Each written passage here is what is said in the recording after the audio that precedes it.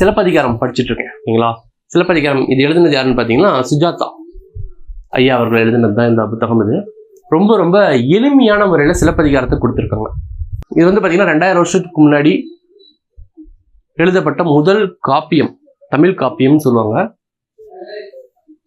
இந்த தமிழ் காப்பியம் வந்து பார்த்தீங்கன்னா தமிழர்களோட வாழ்க்கை முறையை அவ்வளோ அழகாக எழுதியிருக்காரு. இளங்கோவடிகள் வந்து ரொம்ப ரொம்ப முக்கியமான ஆள்.